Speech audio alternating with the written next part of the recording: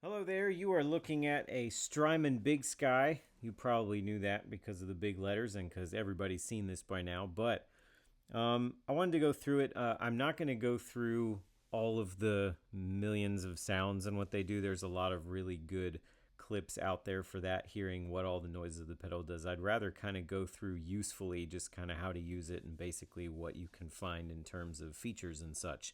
So that's what we're going to do.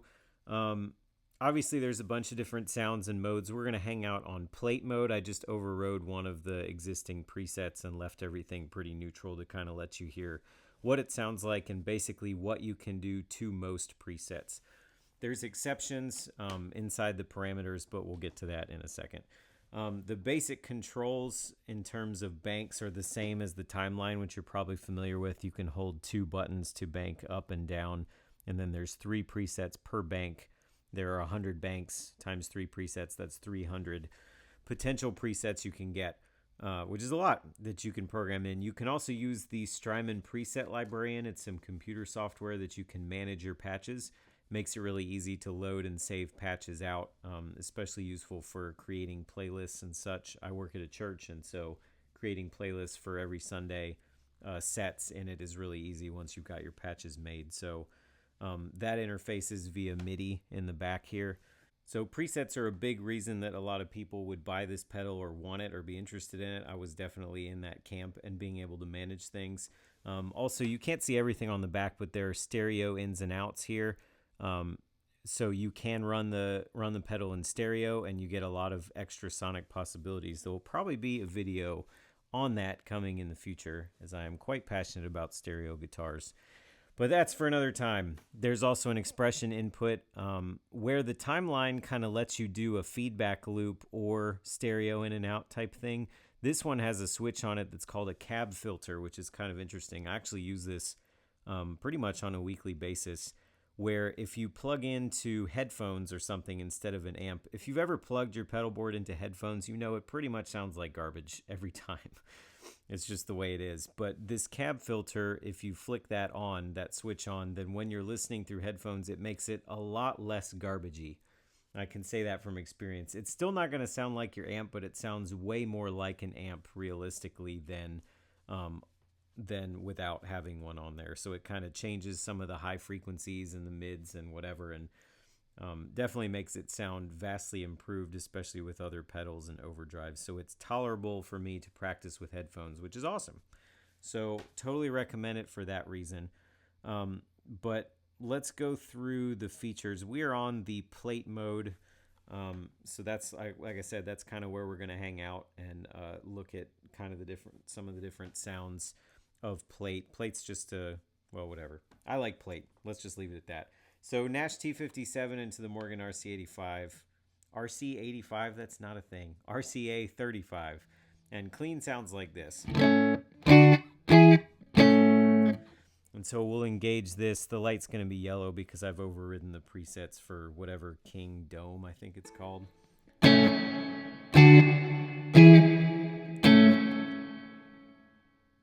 So that's kind of what the plate sounds like right here. We're a little less than 50% mix.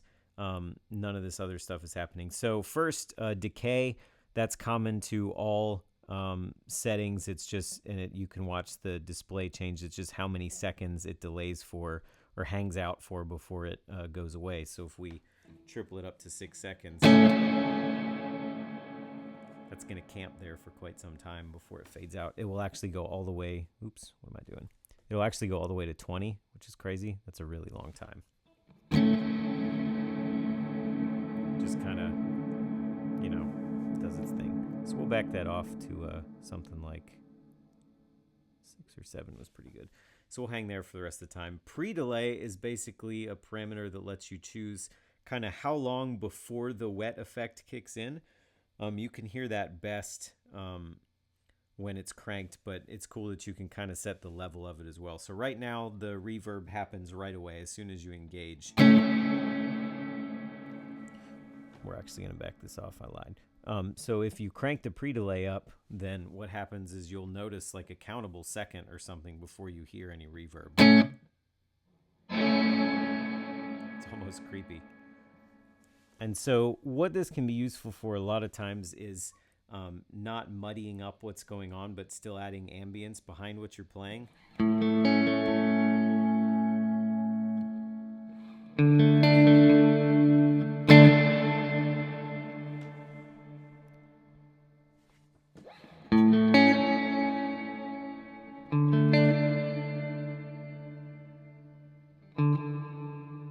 So it just takes kind of a split second. I don't remember if it's all the way up to a second at the top, but it's a useful thing to play around with in different patches, just depending on what you're going for.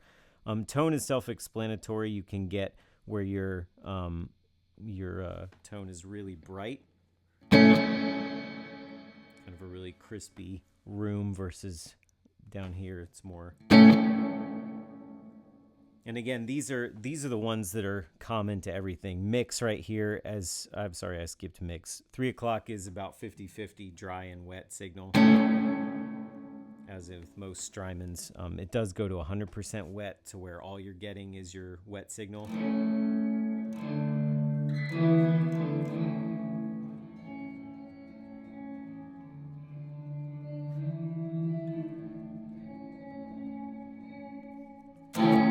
There's like a slight delay when you strike the strings, and you're probably hearing the strings more than the signal at that point. But and then you can obviously back that off to where it's completely dry.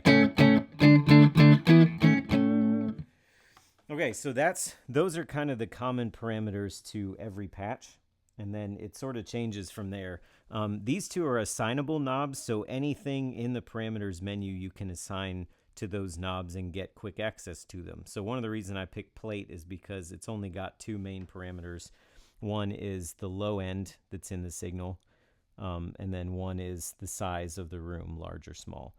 And so instead of navigating into the parameters menu to find size and low end, it lets you access them right here at the top just with knobs really quickly, which is cool. And you can assign anything in that menu to those.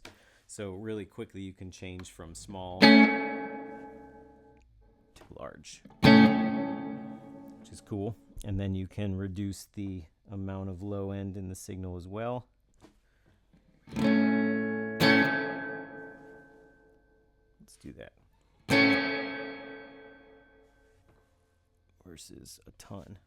And that's in the reverberated signal. So this is super useful. You'll find this in a lot of the patches to like clean up stuff that gets to sound kind of boomy and whatnot. So that's cool. And then modulation, just I think that might be common to all of them as well. It just like adds a little bit of like warbliness and space to the ambience. So it kind of moves around a little bit versus like. And then jumping over here into the parameters menu, the first few you'll find kind of do change per patch. Like this one just happens to have low end and size, and again, you can assign those here. Boost is a common one for all the parameters, where you can actually boost or cut the signal, I think plus or minus 3 decibels based on whatever patch you're on, which is cool. Persist is one that basically means that it's going to keep going when you turn the patch off. So if I turn that on, set the decay up, then if I keeps going. Versus if I turn that off, then just cold dies. There's uses for both, and so it's cool that you can change that per preset. Hold is kind of an interesting feature. It controls what happens when you hold down the button that you're in. So this one will freeze the signal, and it'll just kind of hang it there indefinitely. If you play on top of it, it's actually dry. If you have other effects before it, then you would hear those effects instead, and when you let go, it stops.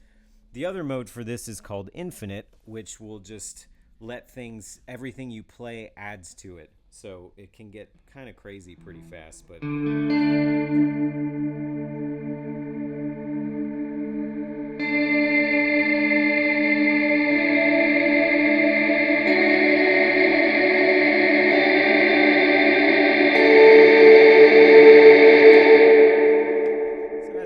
that could get quite out of control quite quickly if you let it.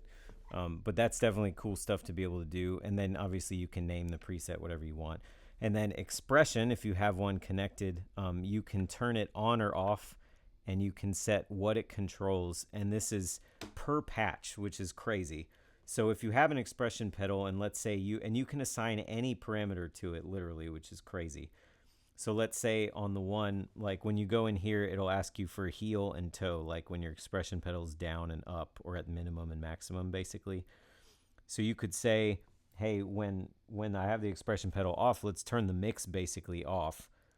And then when I have it at maximum, let's turn it all like to 100% wet. And so then you get real-time control over the mix. And you could also have it do, well, also when I'm on heel, I want to have no mod. And when I'm on toe, I want to have half mod. And all of that gets controlled with whatever pedal you plug in, which is crazy cool. There's a huge amount of things you can customize with that, especially with being able to turn it off per preset. And then if you pair with like a timeline or a Mobius or something, then to be able to do that with each patch on each, it's crazy. There's so much stuff you can do. It's such a well-designed pedal, and that's kind of it feature-wise and how to navigate it, but the sounds are incredible also. There's so much usable. There's so much space to explore that's crazy stuff, especially over on this right side. Some of this magnet non-linear stuff, it's nutty. So you should go check those out, but the link to Strymon will be in the description below if you want to hear all the sounds straight from them, get some better descriptions. But on the ground, that's kind of how to use it and how to navigate it per patch and whatnot. So hopefully that's helpful. Sorry this is more than 5 minutes. Big Strymon pedals, that's the way it is. So feel free to subscribe if you want to spend 5 minutes-ish. It's mostly 5 minutes, let's be honest. Most of the time I'm close, 5 to 7 minutes with some more gear. You can subscribe for that. And other than that, bye.